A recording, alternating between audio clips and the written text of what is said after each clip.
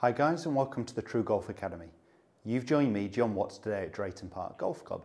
I'm in my swing studio and today's video is going to be about giving you a really simple exercise you can try on the practice area or the driving range to make sure you keep your width when you're pitching.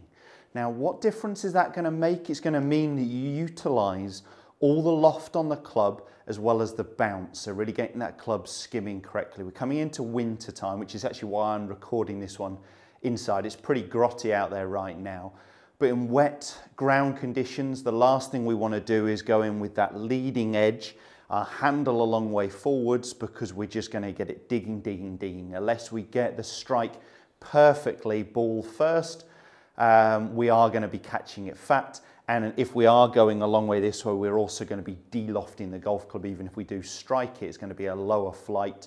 There's going to be less spin.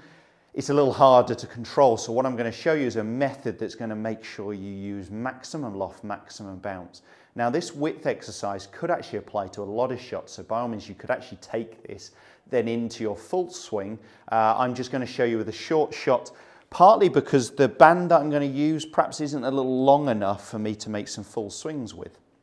But what I've got here is what we call a Thera-band. You can get these in different strengths. So this is, of the pack of 3 that I've got, this one's actually a little bit firmer, so less, doesn't move as much, has got a bit more resistance in there, but you can get some where they'll stretch a little bit further.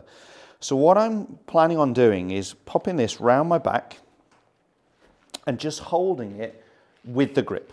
So holding it as part of the contact I've got with the golf club.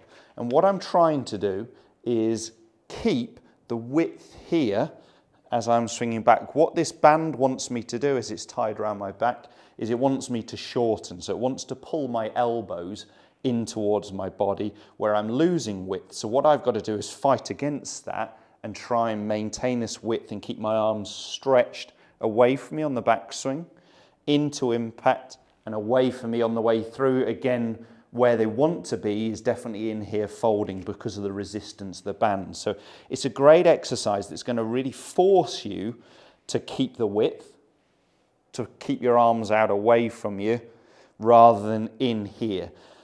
So what I'm looking for is a nice U-shaped swing, a nice wide swing where I maximize loft and bounce, and you can see it impact.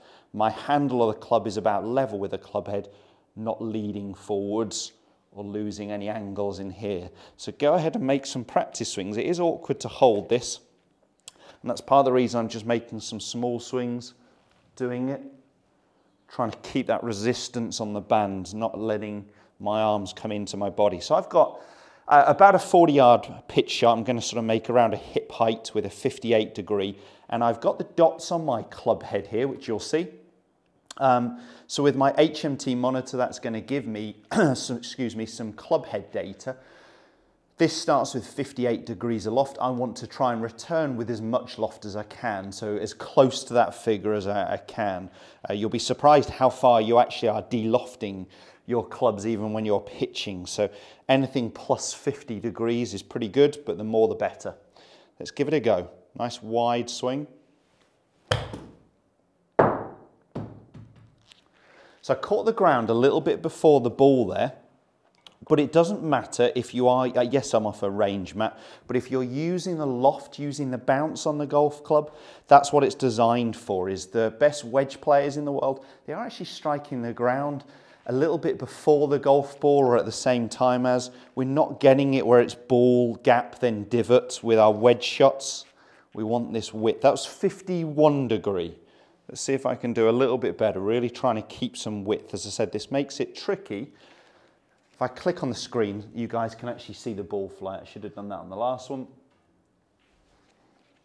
And then I'm going to just go ahead and hit one last one to finish with after this, without the band, trying to get the same feeling. As much width as possible. That felt good. That was a higher ball flight. Might go in. You can see it stopped, I was going to say dead, when within 2 yards.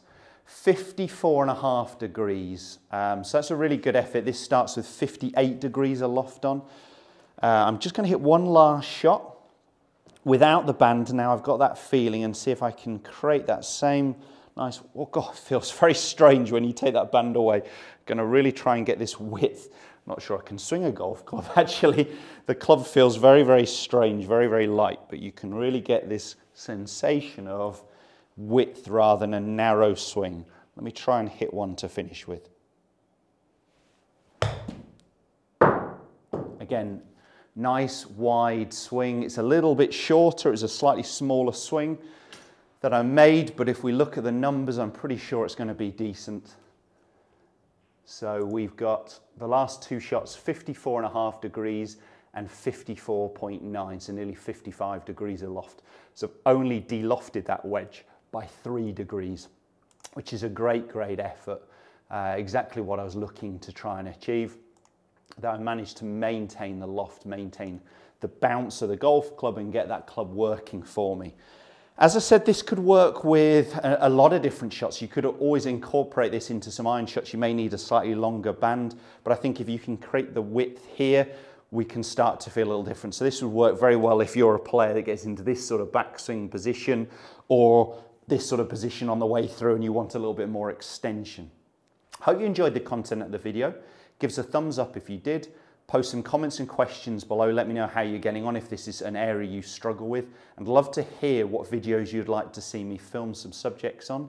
Get in touch below or any of our social media platforms. Thanks guys, we'll see you soon.